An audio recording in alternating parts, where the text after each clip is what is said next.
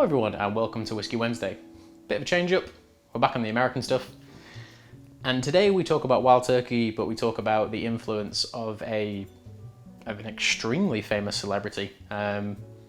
We've done celebrity drinks in the past, they've never really gone down well. But David Beckham is obviously a world-class superstar with Hay Club. I'd argue Matthew McCoughnahey is maybe not on the same level, but is as famous in many different ways. Oscar-winning actor, now the creative director at Wild Turkey, has been for a couple of years.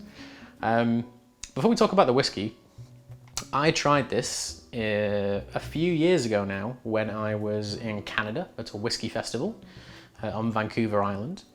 And I was quite heavy into a session, we'd had loads of stuff, and I remember just clocking this on the other side of the room. I can't remember the Canadian supplier, so I apologise because I don't remember who poured it, so I'm very sorry if you're watching this video. But I'd had loads of stuff beforehand, and I know at whiskey festivals it's such a bad idea to find something you want to try quite late on because your palate is just gone by that point. So I tried it, I wasn't particularly impressed, but I was 3 hours into a whiskey festival, so you're not going to be impressed by much at that point. But it's now for sale in the UK, has been for about maybe a year, maybe a little bit longer, and I finally have it right here. £36, which isn't a lot for something. I mean, this bottle looks a lot more expensive than £36 a bottle. We're just having a chat off screen about this, and it looks like something that's maybe 60, maybe £70 a bottle. Beautiful engraving, nice clean labels. Wild turkey isn't that pronounced on it. It's kind of pushed back a little bit to push this idea of Longbranch. I've no idea where that name comes from either. I've tried to do research on it. No one has told me why it's called Longbranch. But the facts about the whiskey and Mr. McCoughnahey's input on this product, along with Eddie Russell. Now, I've watched a couple of interviews that McCoughnahey does with people like Jimmy Kimmel and Jimmy Fallon, and he mentions that he was calling Jimmy Russell at like 2, 3 o'clock in the morning, talking about these blends they've made and these different stocks. And this one was the one that won. This is the one that he rang him at 3 o'clock in the morning and said, "This is it, we've got a product." 43% alcohol, an 8-year-old bourbon. Wild Turkey is typically about 6 years old, give or take, within a batch anyway. It is a Kentucky straight bourbon, but on the label it says refined with American oak and Texas Mesquite charcoals. Now, I'm not a wood expert outside of whiskey casks in general. Even then, I'm not really an expert, just a fan. But Mesquite wood has like a smoky aroma to it. And when they use the word refined, I can only imagine that means maybe some sort of filter. And as we all know, Jack Daniels is famously filtered through charcoal, maple charcoal. This has done the same, but it's still called a Kentucky straight bourbon. So I'm obviously it's legally fine for it to be called that, but I thought those laws would maybe counteract one another because technically filtering through charcoal may add flavour. But it just says refined, so that's just me hypothesizing. They've never really revealed what that means. It just contains an element of Texas mesquite oak. I don't know where in Texas Mr. McCoughnahey is from, but nonetheless, this is obviously a flavour that worked very well for him. So it's 43% ABV, I think we've mentioned that already, and is something very different. The branding, again, just to go back to it, the Wild Turkey logo isn't the most present thing on the label. They really want to make you know that this is something different, this is something unusual, it's not a typical product from them. But by all means, we'll smell, we'll taste, and we'll talk you guys through it.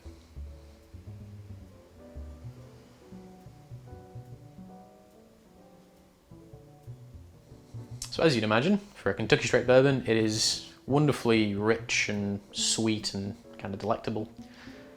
The one thing I will say, and some of you may, when I say this, some of you may automatically think, I'm not going to buy this product because this brand divides people. On the nose, that thing is pure Jack Daniels.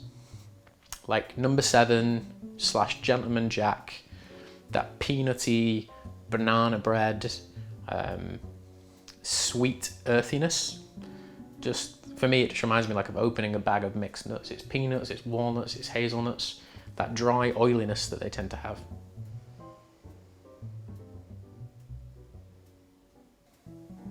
But within that, the banana bread note, toffee sauces, bits of caramel, mint. I imagine this is the same mash bill as standard Wild Turkey, which is 75% corn, 13% rye and 12% malted barley. The rye is making itself much more known, that kind of lovely minty eucalyptus note. It's blending in very deliciously with the caramel. You may almost think this was a rye whiskey, because it does come out quite a lot after you've had it in the glass for a while. So yeah, Jack Daniels mixed with rye. Pretty unusual, very different, but the taste.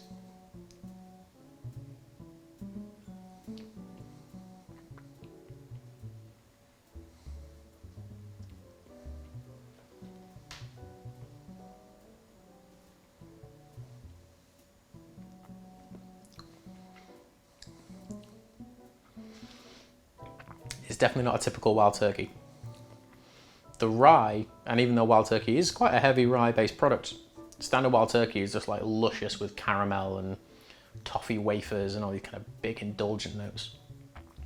This leans into that, but a majority of its profile is on this very rye concentrated mint, almost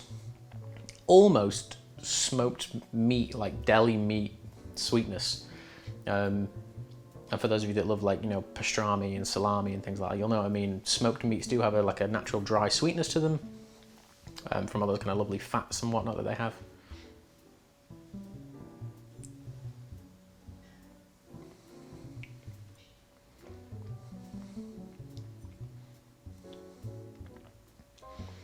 The banana really does kind of sing along the palate. There's bits of milk chocolate.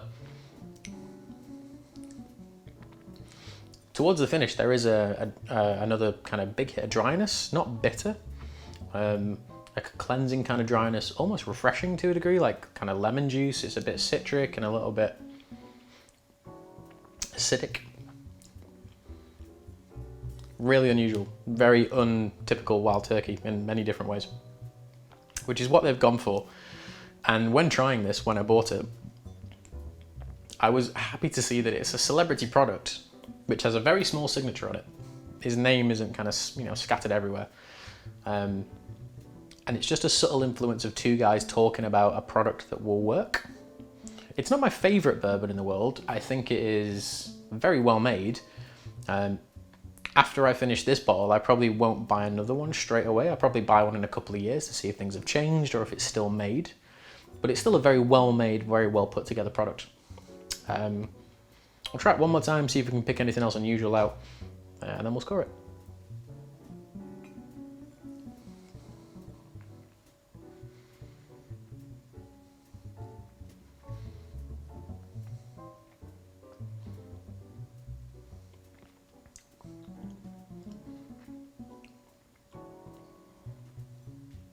Much like the gentleman who's had influence on making it, it has a very specific character, it has a very specific charisma and a charm, so all the C's kind of loading up there.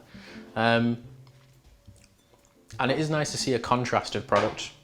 Considering Wild Turkey have a huge range of whiskey, and this I think is a permanent feature from this point onwards. It's very well made, it's very well put together. On the grand scale of bourbon that is my mind, and what is amazing and what is very good and what is maybe below par, this hits that very good moniker. It does tick many different boxes. I think overall it scores an 8. It's a very well-rounded, well-put-together product. Not my favourite thing, maybe because I'm a Wild Turkey fan and it does different stuff, so maybe I'm still adjusting to it. But nonetheless, for sub £40 a bottle, it may be the whiskey that breaks the celebrity whiskey rule. This one is actually quite good. And a general rule for all of you, if you do ever go to a whiskey festival, see what's being kind of poured and go and try your favourites first. Or things you're trying to hunt down, don't try them 3 hours into it because it's just a bad idea. But yeah, there we go. Wild Turkey Longbranch, creatively directed and influenced by Mr. Matthew McCoughnahey. Thank you all for watching. This has been Whisky Wednesday. I'm Phil, and we'll see you all next week. Cheers.